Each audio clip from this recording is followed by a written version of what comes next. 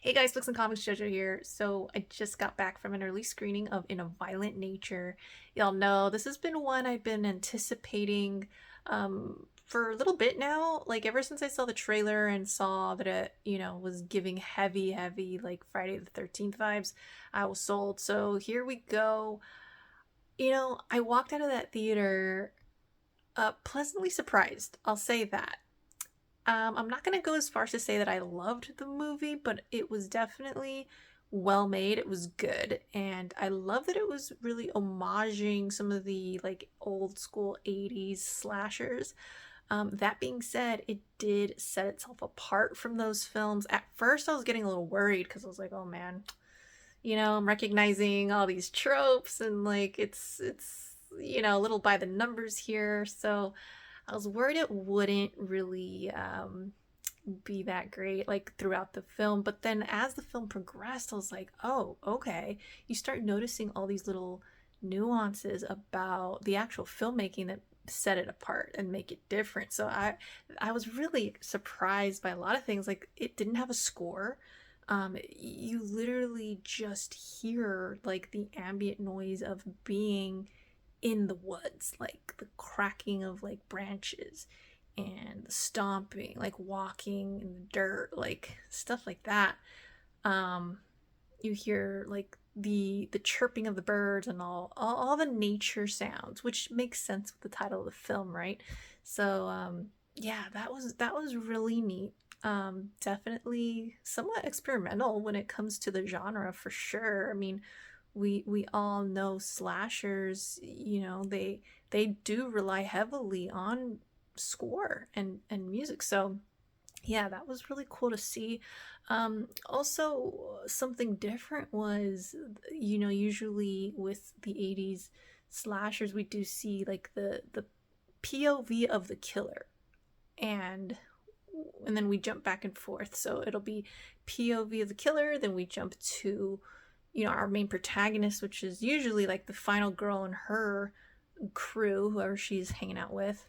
Um, in this film, I'm not going to go into super detail, but we do end up following the killer for a large portion of the film, and it's interesting because it's not the POV. We are like stalking the stalker essentially. So yeah, that was really neat as well. But yeah, that's about as far as I'll go in giving you guys any like spoilers or anything like that.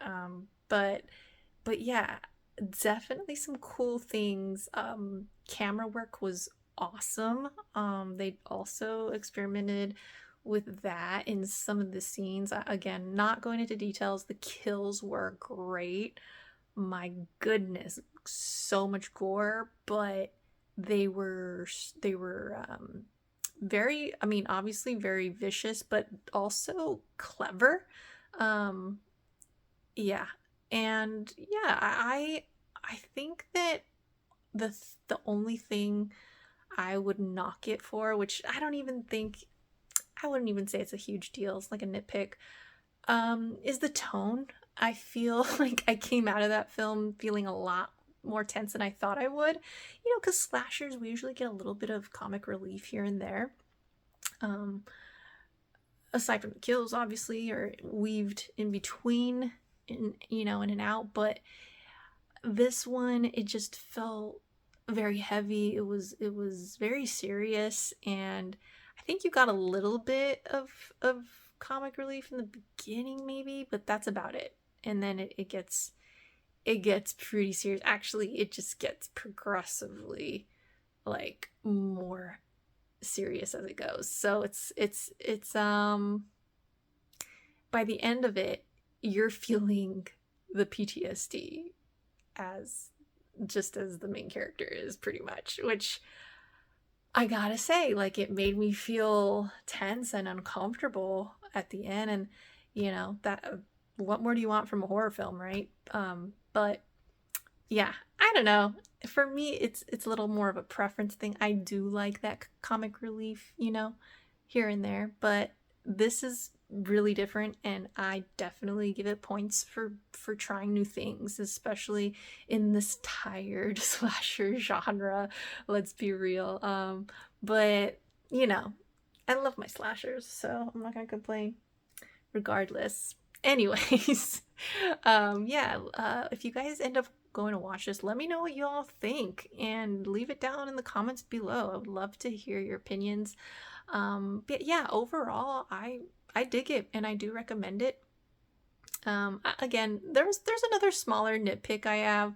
Like, it could have been shortened. Some of the scenes could have been shortened, and I think once you start watching it, you'll know what I'm talking about.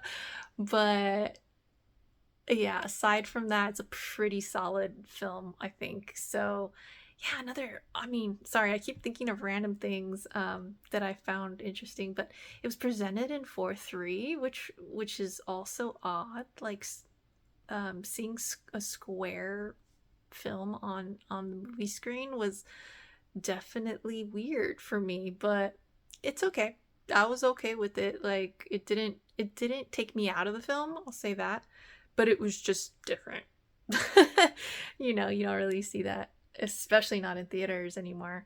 You know, but yeah, sometimes I'll pop in a VHS here, but it's on a way smaller screen. To see it like so big like that was odd. But yeah, all right. I think that's it. That's all I'm gonna say. Yeah, I'll probably discuss more in depth on my show on the reel, but we'll do that a little later. I have a busy weekend coming up, but yeah, if you like this video, give me a like or subscribe or both. I don't hate it. And you could also check me out on Instagram there, and I'm also starting to sell on Whatnot, so check me out on those platforms, and I guess I'll see you over there later.